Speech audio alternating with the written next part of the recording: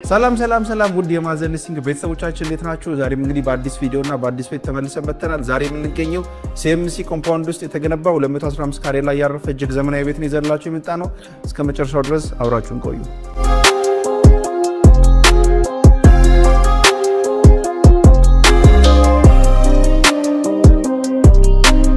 እሺ ተመልካቾቻችን እንግዲህ እንደነገርኳችሁ 215 ካሬ ላይ ያረፈ እጅግ የተንጣለለ ግቢ እናገኛለን። እንደምታዩት ወደ 3 መኪና ድረስ መያዝ የሚችል ግቢ ነው የምናገኘው። ቴራዞም እጅግ ዘመናዊ በሆነ ኳሊቲ በሆነ ማቴሪያል ነው የሰሩት።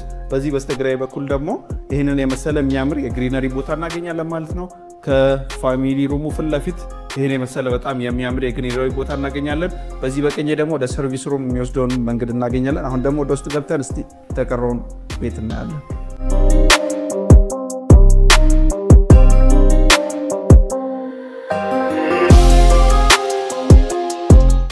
እሺ ተመልካቾቻችን እንግዲህ ወደ ውስጥ ከመግባታችን በፊት በሩንም እንደምታዩት በጣም ሞደርን እና ፕራይቬት ዶር ነው የተጠቀሙት። ስለዚህ በጣም ዘመናዊ የበር አይነት ነው ለዋናው ሜን ጌት የተጠቀሙት። በዚህ በስተግራይ በኩል የፋሚሊ ሩም ወይም ደግሞ የመጀመሪያውን ሳሎን እናገኛለን። በስተግራይ በኩል ደግሞ ትራዲሽናል ኪችን ይኖረናል። እንደምታዩት በጣም ሰፋ ያለ የትራዲሽናል ኪችን ነው። ስፓይሲ ምግቦችን ምናምን መስራት የምንችልበት ቦታ እናገኛለን ማለት ነው። ቀጥታ ወደ ውጭ ወደ ዋናው ያሳየናል ማለት ነው።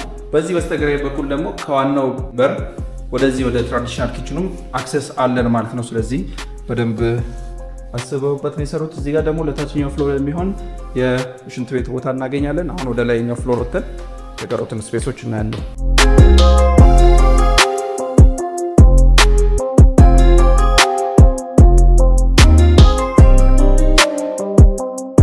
እሺ እንግዲህ ወደ ፈርስት ፍሎር ስንወጣ ደግሞ ዋናውን ስፔስ እናገኛለን።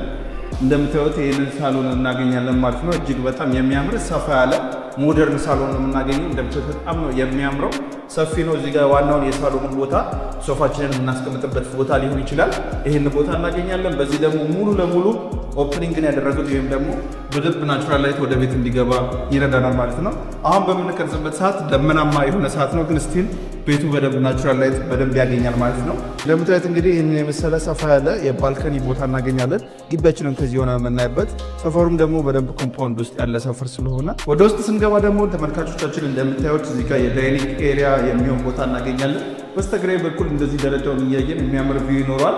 ይህንን የመሰለ ደግሞ ኦፕን ኪችን ሰፋ ያለ ኦፕን ኪችን አለን ማለት ነው። እንደፈለግን ወክ እያደረግን የተንቀሳቀስን ማብሰል የምንችልበት ዘመናዊ የሆነ እንደነዚህ አይነት እንትኖች ተገጥሞለታል። ኪችን ካቢኔቶች በጣም ነው የሚያምረው።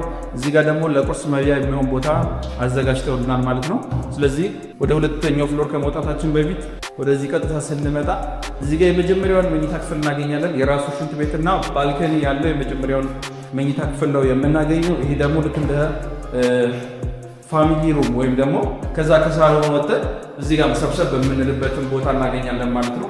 እንደምታዩት በጣም ሰፋ ያለ ኦፕኒንግ አለው። ይሄም ከርቴን ወርድ የተጠቀሙት፣ ስለዚህ በደንብ ከውጪ ብርሃን እንዲገባ ይረዳናል ማለት ነው።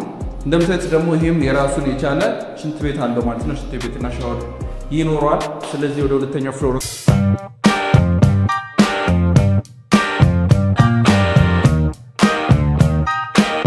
ወደ ሁለተኛው ፍሎር ስንወጣ ደግሞ ዋናውን መኝታ ክፍልና የተለያዩ መኝታ ክፍሎች እናገኛለን። መጀመሪያ ማስተር ቤድሩም ወይም ፕራይመሪ ቤድሩም የምንለው እናያለን። እንደምታዩት በጣም ሰፋ ያለ የዋናውን መኝታ ክፍል ነው የምናገኘው ማለት ነው። ስለዚህ በጣም ሰፋ ያለ ነው፣ ሞደርን ነው። እንዲሁም ደግሞ ይሄም እንደታችኛው እንደ ሳሎኑ የራሱ የሆነ ባልከኒ ያለው ሰፊ ባልከኒ ይኖረዋል። ሙሉ ለሙሉ ኦፕኒንግ ማድረጋቸውንም በጣም ወድጀዋለሁ። ሞር ናቹራል ላይት ወደ ቤት እንዲገባ ይረዳናል ማለት ነው። ቀጥታ ወደዚህ ስንመጣ ወኪንግ ክሎዜት እናገኛለን። ራሱን የቻለ ወኪንግ ክሎዜት አለው። ለሁለት ሰው በቂ የሆነ በጣም ሰፋ ያለ የመልበሻ ክፍል ነው የምናገኘው። ከመልበሻ ክፍሉ ወደ ቀጥታ ስንመጣ ደግሞ ይህንን የማስተር ባዝ ኤሪያ እናገኛለን። ናቹራል ላይት እና ቬንቲሌሽን ያገኛል። ቦይለር ሁሉ ነገር የተገጠመለት ነው። በጣም ሰፊ ነው። ጃኩዚ እና የቁም ሻወር ማድረግ የምንችለው ሰፊ የሆነ የማስተር ባዝ ነው የምናገኘው ማለት ነው። እንደምታዩት በጣም እጅግ ዘመናዊ ቤት ነው። ቀጥታ ከዚህ እንደወጣን ደግሞ ይህንን ባልከኒ እናገኛለን። በኮሪደሩ በኩል የምናገኘው ባልከኒ ቀጥታች ቅድም ያሳየኋችሁ እንግዲህ የልጆች መኝታ ክፍል ያልኳችሁ ሰፋ ያለች ለአንድ ሰው በቂ የሆነ የራሱ የልብስ መቀየሪያ ቦታ ያለው እንዲሁም ደግሞ ባልከኒ ደግሞ እንደምትሉት የራሱ የቻለ ባልከኒ ያለው ማለት ነው። ስለዚህ በዚህ ጋር ወጥተን ንፋስ መቀበል እንችላለን ማለት ነው። ሽንት ቤትና ሻወሩም ገጥመውለታል። ቀጥታ በዚህ ስንወጣ ደግሞ ሌላኛውን የልጆች መኝታ ክፍል እናገኛለን። እንደምታዩት በጣም የሚያምር ቪው ያለው ኮምፓውንድ ስር የተገነባው እንዳልኳችሁ። ስለዚህ በጣም የሚያምር ቪው ያለው መኝታ ክፍል ነው የምናገኘው። ሁሉም ደግሞ በተቻለ አቅም የራሱ ሻወርና ሽንት ቤት ተገጥሞለታል ማለት ነው።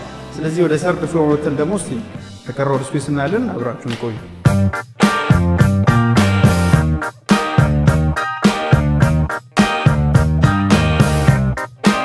እሺ ወደ ሰርድ ፍሎር ስንወጣ ደግሞ ሰፋ ያለ ቴራስ እናገኛለን።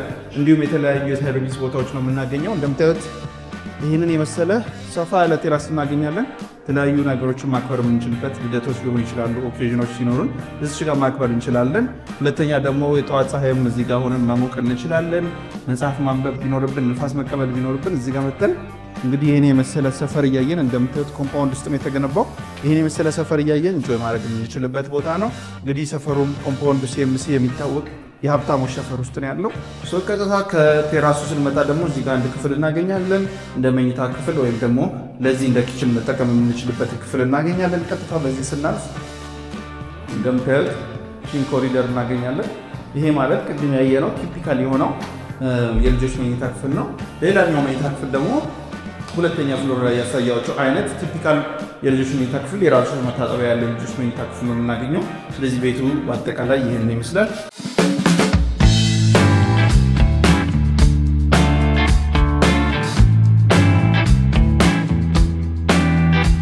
እሺ ተመልካቾቻችን እንግዲህ ያያችሁት ቤት ይሄንን ይመስል ነበር። እንደወደዳችሁ ተስፋ እናደርጋለን። ይህ ቤት የሚገኘው ሲኤምሲ ኮምፓውንድ ውስጥ ነው። እንግዲህ ዋጋውም ደግሞ 65 ሚሊዮን ነው የሚባለው። ድርድር አለው። መታችሁ ለመጎብኘት ለማየት፣ እንዲሁም የተለያዩ ጥያቄዎች ካላችሁ ስክሪን ላይ በምታዩት ስልክ ደውሉልን። በቀጣይ ሳምንት እስከምንገናኝ ድረስ ላይክ፣ ሼር፣ ሰብስክራይብ ማድረግ እንዳትረሱ። ሰላም ቆዩ።